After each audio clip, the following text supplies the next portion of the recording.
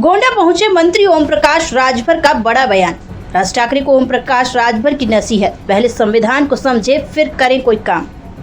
देखिए, हम उसकी निंदा करते हैं और भारत की राष्ट्रभाषा हिंदी है। पूरे देश में हिंदी बोली जाती है। जो लोग इस तरह का कृत्य कर रहे हैं वो संविधान को नहीं मानते। वो देश के लिए एक तरह से हमारी नजर में वो समाज में विद्रोह फैलाने का काम कर रहे हैं। सत्ता से बेदखल होने के बाद इस तरह का कृत्य लोग कर रहे हैं। हम राज ठाकरे को कहेंगे कि आप संविधान को पढ़ लीजिए, संविधान को समझ लीजिए और उसके बाद तब कोई काम करिए।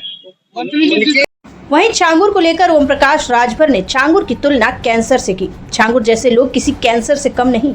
बोले कैंसर का पता चौथे चरण में चलता है। सरकार को जब पता चला तो कार्यवाही की गई। देश में बाबा साहब का संविधान पढ़ाया जाए। जस करनी वो सब भोग विधाता, नरक जात काहे पछताता। जो जैसा कर रहा उसको वैसा फल मिल रहा है। संज्ञान में आए बात सरकार ने उसको जो है बता दिया कि तुम जो चाहते हो तुम्हारी मंशा पूरी नहीं होगी।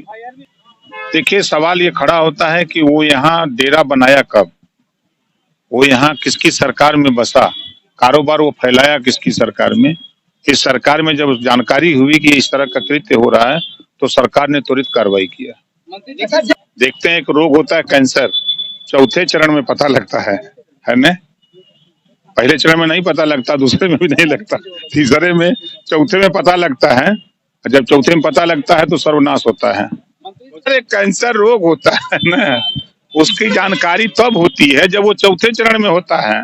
तो ये जो छांगुर बाबा ये देश के लिए कैंसर है, समझ रहे हैं ना। ओम प्रकाश राजभर ने राहुल गांधी पर बड़ा बयान दिया है। राजभर ने कहा कि राहुल गांधी विदेश में भारत को कटघरे में खड़ा करते हैं। आप राहुल जी की बात कर रहे हैं। राहुल जी जब विदेश जाते हैं तब भारत को कटघरे में खड़ा करते हैं। घूम घूम के चिल्ला रहे हैं कि पिछड़े दलित अल्पसंख्यक को हक नहीं मिला। 60 साल तो आप ही की सरकार थी, कांग्रेस की सरकार थी ना। आप अपनी नाकामी खुद बता रहे हो कि हम 60 साल में कुछ नहीं किए। आप जिसको अपना वोटर मानते हो मुसलमान को, चाहे वो सपा हो, कांग्रेस हो, बसपा हो, आजादी के बाद नौकरियों में 38% नौकरियों में था। इन लोगों ने इतना विकास किया कि आज 1% नहीं है।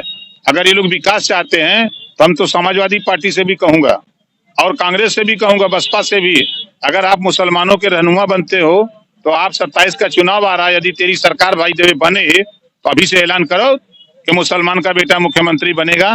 ऐलान करो, है औकात। खाली 20% वोट लोगे और साइकिल पर पीछे कैरियर में बैठाओगे, पीछे बैठते बैठते मुसलमान का चूता दर्द कर रहा है, दे दो यहाँ साइकिल चलावे। अच्छा, वो